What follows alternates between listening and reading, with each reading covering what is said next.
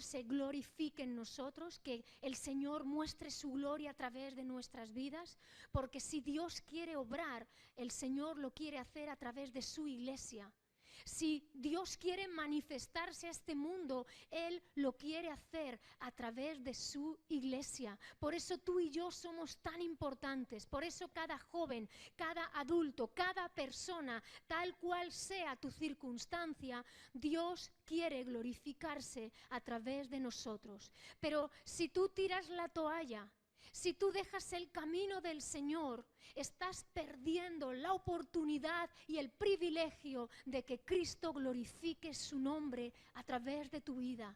Si tú abandonas y flojeas en la fe, si tú dices, esto no es para mí, demasiado sacrificado, pues es que meto mucho la pata y yo no llego, estás impidiendo y estás perdiendo la oportunidad de que Dios obre en tu vida con poder y con gloria. Y el Señor me hacía ver la trayectoria de un discípulo que empezó y aún estando al lado de Jesús, viendo la gloria de Cristo, los milagros, tenía momentos de grandes flaquezas, pero al mismo tiempo tenía momentos donde el Espíritu Santo le tomaba con poder. Y al final, este discípulo de Jesús fue viendo la gloria de Dios en su vida. Por eso es tan importante la palabra cuando dice en Filipenses que tengo por seguro que la obra que Dios ha comenzado en cada uno de vosotros la perfeccionará. Amén. Dale la oportunidad, y no es que nosotros le demos la oportunidad a Dios, es que Dios nos la está dando a nosotros. Gema, deja que mi gloria se manifieste a través de tu vida y díselo a cada persona de la iglesia. Deja que yo manifieste mi gloria sobre cada uno de vosotros, pero para que Dios manifieste su gloria tenemos que permanecer en Él. Como Cristo permaneció unido al Padre, nosotros tenemos que permanecer unidos a Cristo constantemente y viviendo esa vida que Cristo quiere que vivamos. Juan 1 y Mateo 4, el discípulo del que voy a hablar es de Pedro.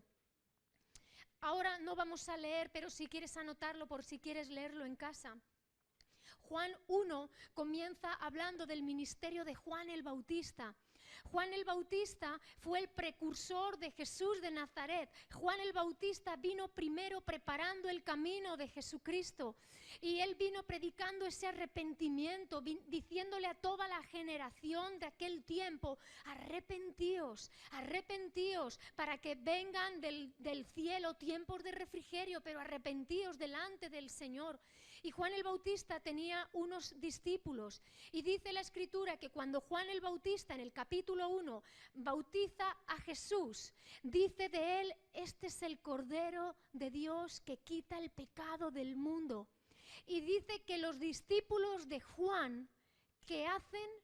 Comienzan a seguir a Jesús, porque mayor que el enviado es Cristo Jesús, que Él era aquel que venía a traer redención. Así que los que en un primer momento seguían a Juan el Bautista, comienzan a seguir a Jesús. Y le dicen, maestro, y Jesús dice, que les mire y les dice, ¿qué buscáis?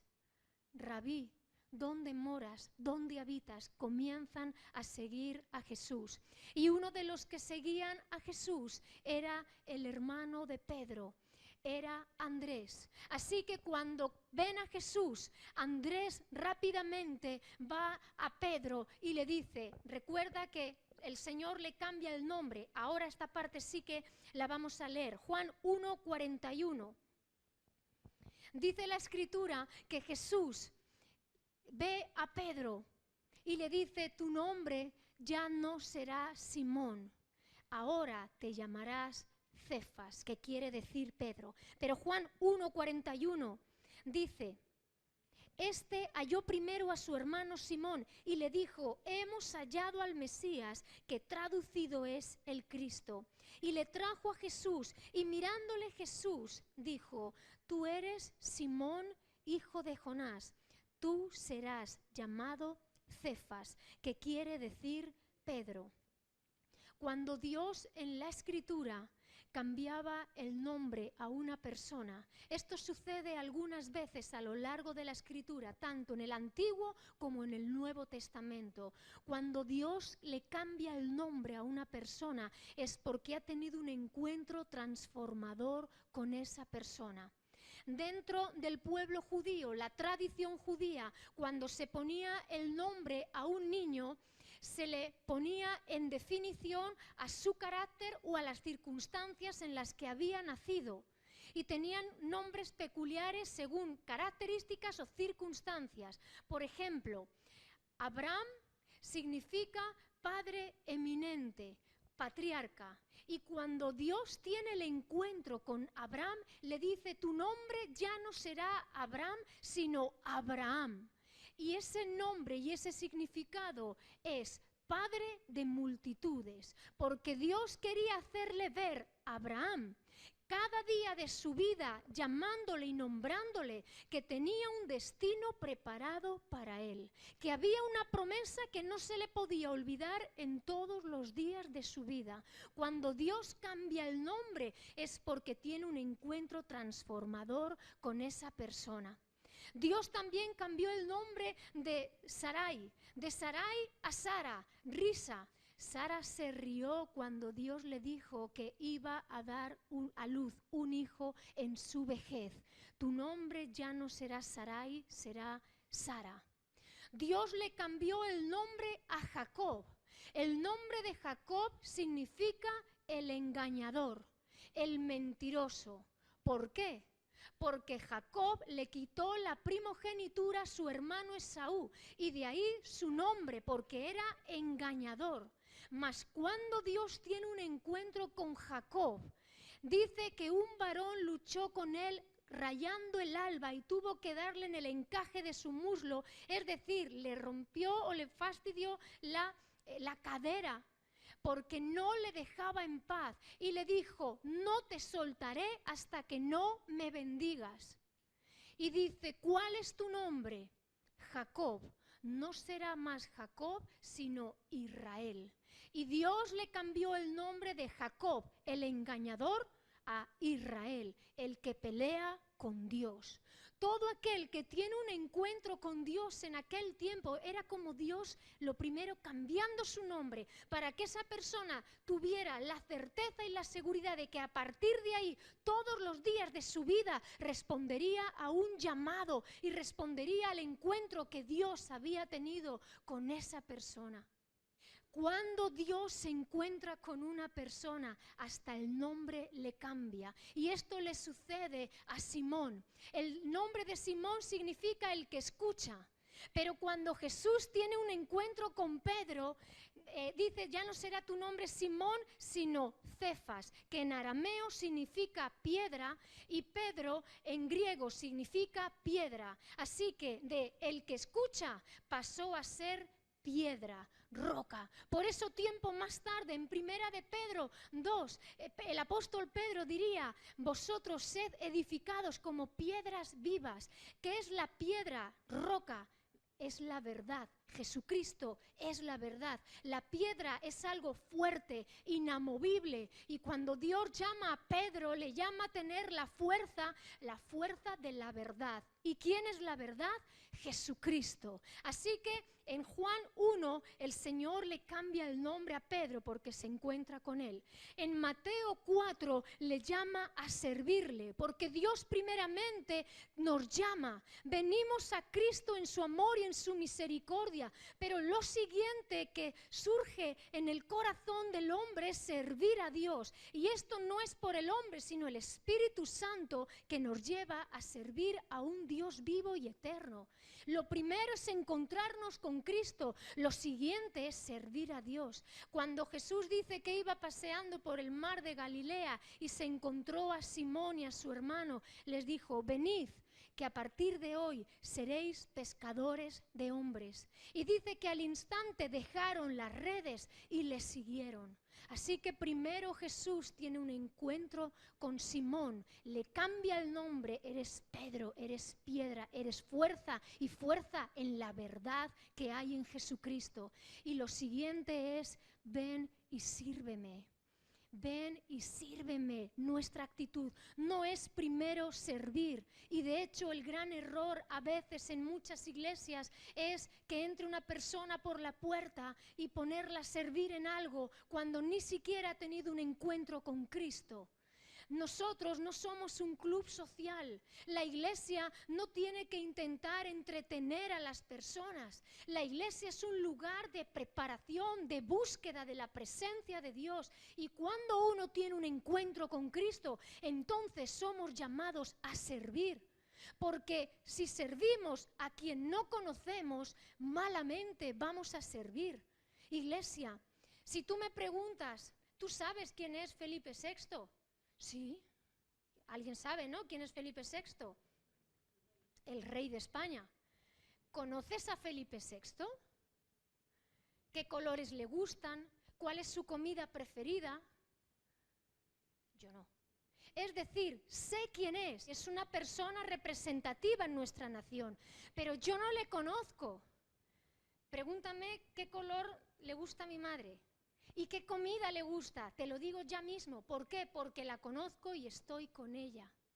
Una cosa es saber de la existencia de alguien y otra cosa es conocer a ese alguien. De la misma forma, todos de una forma o de otra conocemos a Dios y el lenguaje enseguida se te pega. Rápidamente empiezas a venir aquí y al principio no sabes cómo tratar a las personas, pero rápidamente te sale el Dios te bendiga. Dios te bendiga, hermano. ¿Por qué? Porque rápidamente aprendemos una jerga eclesial. Una cosa es saber que alguien existe y otra cosa es conocer porque ha habido una entrega a Cristo. Y Pedro lo va a experimentar porque primeramente tiene un encuentro con Cristo y después le va a servir con muchas deficiencias, pero va a aprender el reino de Dios y va a conocer cómo Cristo trabaja en su vida y en cada corazón de aquel que le cree. Por eso te digo, busca a Dios para conocerle, porque mientras no le busques vas a saber que Él está, pero no vas a conocer ni su mover ni su presencia. Y eso, ahí radica toda la importancia en que Dios muestre su gloria en medio de nuestras vidas. No porque sé quién es Dios. Satanás también sabe quién es Dios y no le obedece y trata de llevarse por delante a la humanidad entera, porque sabe quién es y sabe cuál es su destino. ¿Conocemos a Dios? ¿Vives una vida de intimidad con Cristo?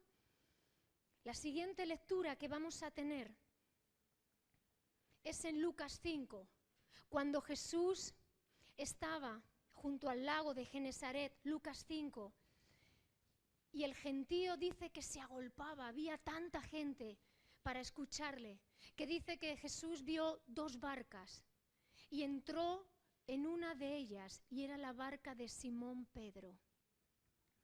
Jesús entra en esa barca y comienza a enseñar a la multitud.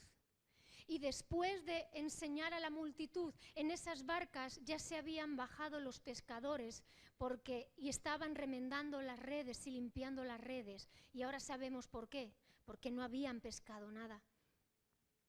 Y dice Lucas 5:3, y entrando en una de aquellas barcas, la cual era de Simón, le rogó que la apartase de tierra un poco, y sentándose enseñaba desde la barca a la multitud. Cuando terminó de hablar, dijo a Simón: boga mar adentro y echad vuestras redes para pescar. Respondiendo Simón le dijo: Maestro, toda la noche hemos estado trabajando y nada hemos pescado, mas en tu palabra echaré la red. Hasta ahí la palabra del Señor. La diferencia radica en que Jesús había entrado en la barca. ¿Hemos dejado que Cristo entre en nuestra embarcación? ¿Hemos permitido que Cristo sea el que dirija y el que gobierne nuestra embarcación? Jesús entró en la barca de Pedro. Y cuando está en la barca comienza a enseñar y después de la enseñanza le dice: boga mar adentro. El problema muchas veces es que bogamos mar adentro sin haber permitido que Cristo entre en nuestra barca. Y cuando tú no permites que Cristo entre en tu vida, tú quieres conseguir pesca y no la tienes. Tú quieres tener bendición en tu vida, pero no la tienes porque no has dejado que Cristo entre en la barca. La diferencia radica en que Cristo entra en la barca de Simón Pedro, trae enseñanza y después de la enseñanza le dice ahora, boga mar adentro.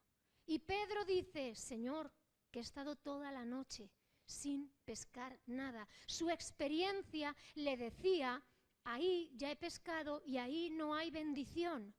El problema es que Cristo no había entrado en la barca. Pero después de que Cristo está, enseña y muestra y se revela, entonces Él dice, vuelve a echar otra vez la red. Y Pedro, en obediencia, le dice, Señor, por tu palabra, echaron la red. Y hubo tal cantidad de peces que tuvieron que llamar a otra embarcación para que les ayudara. Cuando llegó a la orilla, Pedro dice que se arrodilló delante del maestro y le dijo, apártate de mí, Señor, soy un hombre pecador. La gloria de Dios en nuestras vidas nos va a llevar a reconocer que delante de Dios tiembla toda la tierra, que delante de Dios no somos nada, porque hemos intentado todo, mas cuando Cristo ha entrado en mi barca y dejo que Él me enseñe, que Él llene mi vida, mi corazón y saque toda la porquería que Él tiene que sacar. Y te digo que todos tenemos muchas cosas en nuestras vidas que sacar fuera, sacar fuera. Cuando Cristo entra en esa embarcación, entonces, ahora pesca. Ahora haz lo que tienes que hacer, porque ahí está la bendición. Y la gloria de Dios se manifiesta en aquel que está dispuesto a dejar a entrar al Rey de Reyes y Señor de Señores en su vida y en su corazón. ¿Estás tú dispuesto a que Cristo sea el que reine, el que gobierne? Espérate, habrá bendición y gran cantidad de peces. Bendito sea el Señor. Más adelante hay otro momento donde Jesús está con sus discípulos y esta primera parte es un momento también bonito en la vida de Pedro porque va a ver la gloria de Dios, va a recibir revelación del Padre. Jesús se junta con sus discípulos y les dice, ¿quién dicen los hombres que es el Hijo del Hombre? ¿Qué dicen de mí? Y unos empiezan a decir, unos Elías, otros Juan, que se ha reencarnado Juan el Bautista en Jesús, otros cualquiera de los profetas. Y dice que Simón Pedro responde, tú eres el Cristo, el Hijo del Dios viviente. Y Jesús le mira y le dice, he aquí, que no te lo ha revelado ni carne ni sangre, sino mi Padre que está arriba en los cielos. Pedro no había recibido esa revelación por conocimiento humano. Todos estaban hablando de Jesús de diferentes formas, como si fuese un hombre más, pero Pedro recibe la revelación de Dios, que Jesús era el Cristo, era el ungido, era el que toda la nación de Israel estaba esperando para redimir al mundo entero. Tú eres el Cristo, el Hijo del Dios viviente. Y Jesús le responde, he aquí, y lo leemos en Mateo 16, 18 y versículo 19. He aquí la respuesta de Jesús. Le dice, y yo también te digo que tú eres Pedro, y sobre esta roca edificaré mi iglesia, y las puertas del Hades no prevalecerán contra ella. Y a ti te daré las llaves del reino de los cielos, y todo lo que atares en la tierra será atado en los cielos, y todo lo que desatares en la tierra será desatado en los cielos. Gloria a Dios. Tú eres Pedro y sobre esta roca, sobre esta verdad, yo voy a edificar mi iglesia. El Hades es el infierno y Jesús estaba diciendo, el infierno no va a prevalecer en contra de mi iglesia. Y ahora viene un versículo grandemente polémico y muchas veces malinterpretado. He aquí yo te doy las llaves para que todo lo que abrieres sea abierto, todo lo que atares sea atado y todo lo que desatares sea desatado en los cielos. Pero la razón y el significado más sensato es que Jesús está hablando porque las llaves abren puertas y lo que a Pedro se le estaba mostrando era la predicación del Evangelio. La puerta que se abría era la predicación de Cristo para toda la humanidad. Y ese atar y desatar, allí donde hay un hijo de Dios, allí hay libertad. Allí donde se ora por enfermos, allí donde se predica el Evangelio, son puertas que se abren para toda la humanidad. Y hombres como Pedro es piedra, la piedra fundamentada en la verdad que es Jesucristo. A nosotros como iglesia nos es dada la misión de abrir esa puerta del Evangelio y comenzar a predicar la libertad y la salvación. Conoceréis la verdad y la verdad os hará libres. El problema de este mundo es una atadura tan fuerte con sentimientos, emociones, adicciones, pecados. Y el único que puede liberar una vida y un corazón es Jesucristo. Jóvenes desahuciados, sin esperanza ninguna, no sienten que tengan un porvenir. Y Dios es porvenir. Dios es respuesta. Mientras esté Dios, hay vida y hay esperanza. Mientras haya un clamor a su nombre, Dios abre puertas. Dios abre mares y ríos. En la antigüedad lo hizo físicamente y literalmente sobre la naturaleza, pero a día de hoy Cristo sigue abriendo puertas increíbles en medio de nuestra iglesia. Y esas llaves de autoridad son dadas a la iglesia. Malinterpretado en muchos casos, cuando enciendes televisión y en muchos sitios comienzan que si ato, desato, declaro, desaclaro, utilizando el nombre de Dios vanamente. Porque nosotros el poder que tenemos es en el nombre de Jesús y en su palabra escrita. Pero ningún hombre tiene poder en sí, ni con soberbia ni con vanidades. Mala interpretación pensando que Pedro sería el representante de Dios y de los hombres y el máximo representante de la iglesia. No es así. Por eso Pedro, en primera de Pedro 2, cuando dice la piedra angular que desecharon los edificadores ha venido a ser cabeza del ángulo, esa piedra angular es Jesucristo. Y luego dice, y vosotros como piedras vivas, pequeños Pedros, pequeñas piedras, sed edificados como casa espiritual y sacerdocio santo. Nosotros hemos sido llamados a ser como Pedro, en esa verdad, en esa palabra. Pedro es piedra, no te hablo de la persona, hablo del significado de su nombre, piedra viva y piedra fundamentada en la verdad, y la verdad es Jesucristo. Unos versículos más tarde, cuando Jesús dice, es necesario que el Hijo del Hombre sea presentado delante de los principales sacerdotes y muera, mas al tercer día resucite. Y dice la Escritura en Mateo 16, 22. Y he aquí una de las sombras en la vida de Pedro. ¿Recuerdas esa expresión que dicen, bueno, todos tenemos nuestras luces y nuestras sombras? Pues hay sombras en todo, como también la hubo en Pedro. En el 16:22 dice, entonces Pedro, tomándolo aparte, comenzó a reconvenirle, diciendo, Señor, ten compasión de ti, en ninguna manera esto te acontezca. Pero él, volviéndose, dijo a Pedro, quítate de delante de mí, Satanás, me eres tropiezo, porque no pones la mira en las cosas de Dios, sino en las cosas de los hombres. Solamente unos versículos más tarde, Pedro, en su ánimo, en su carácter y en esa empatía con el Señor. No te acontezca esto, porque Jesús está anunciando su muerte y su resurrección. Mas Pedro lo que quería era evitarle el sufrimiento al Maestro. Pero la respuesta de Jesús, iglesia, no siempre hay que hacer lo que nos conviene. Hay que hacer lo correcto.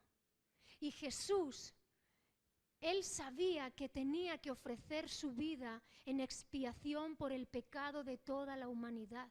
La intención de Pedro era buena. Señor, que no te acontezca esto. Ya veremos cómo te escabulles y no. Pero Jesús dijo, apártate de mí, Satanás. Es la misma expresión que se utiliza cuando Jesús fue tentado por Satanás y le dijo, tírate de este pináculo porque escrito está, a tus ángeles mandará para que te salven.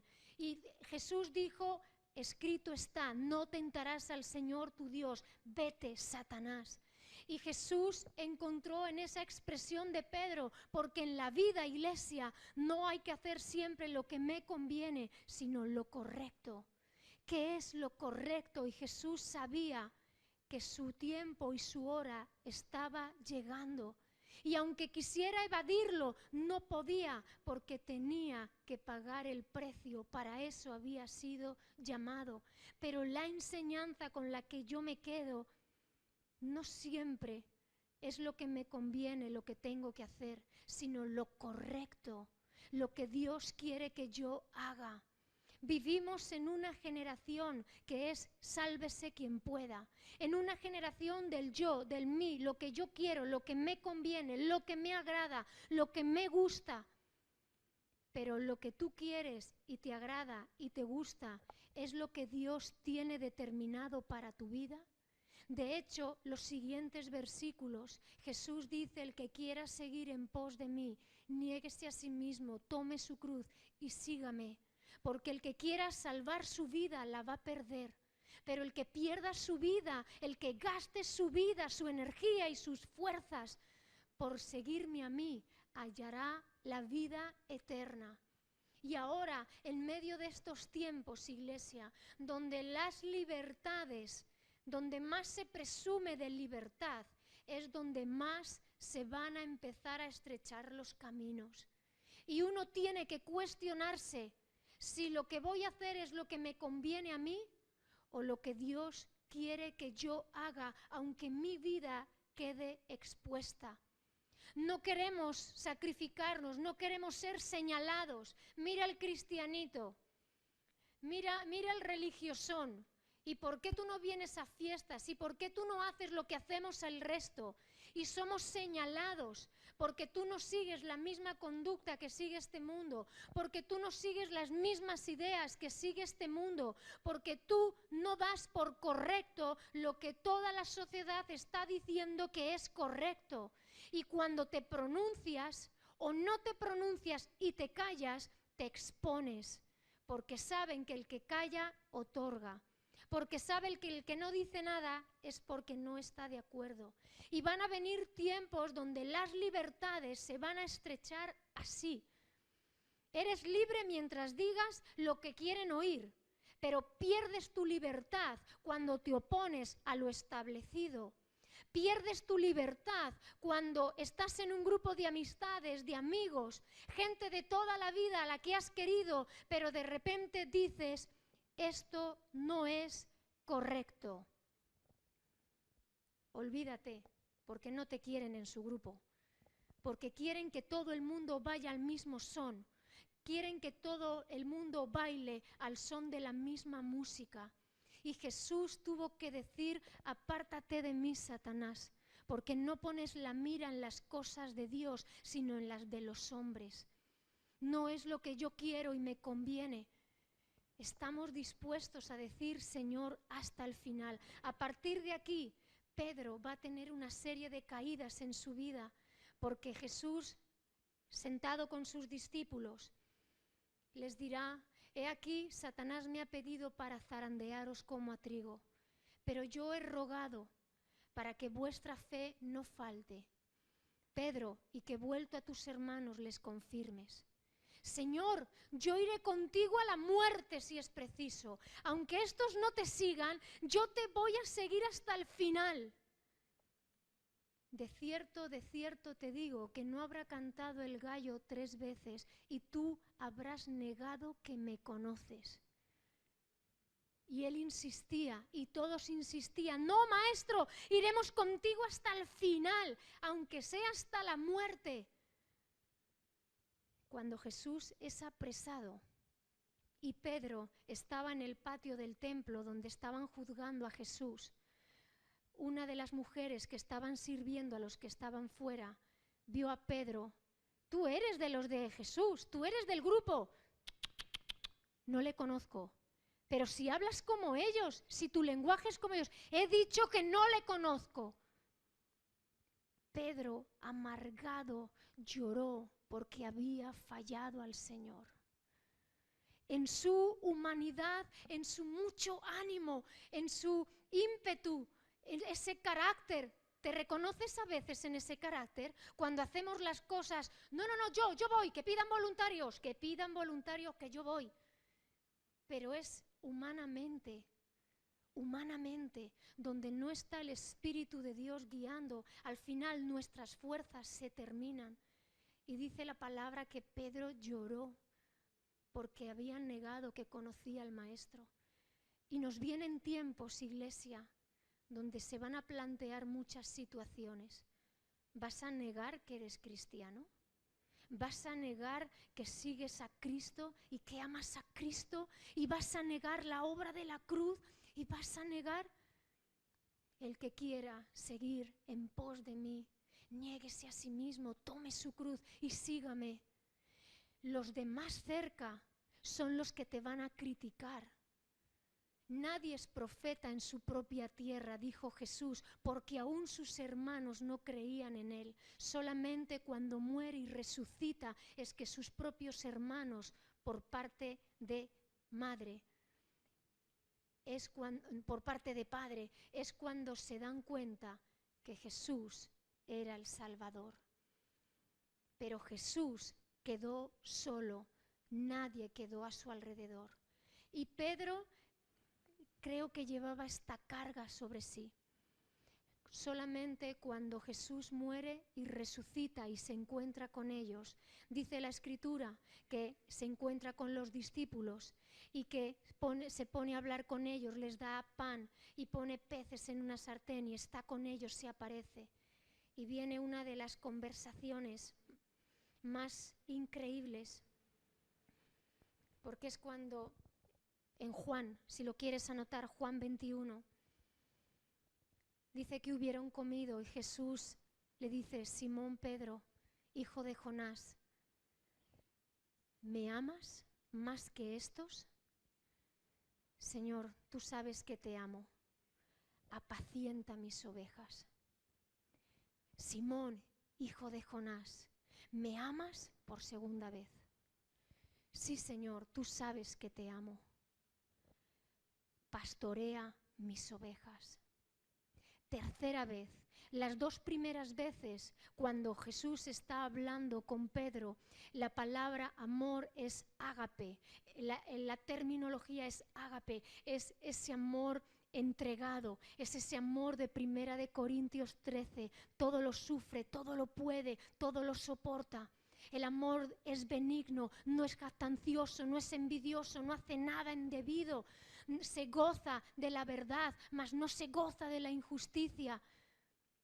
Ese amor ágape, entregado, sacrificado.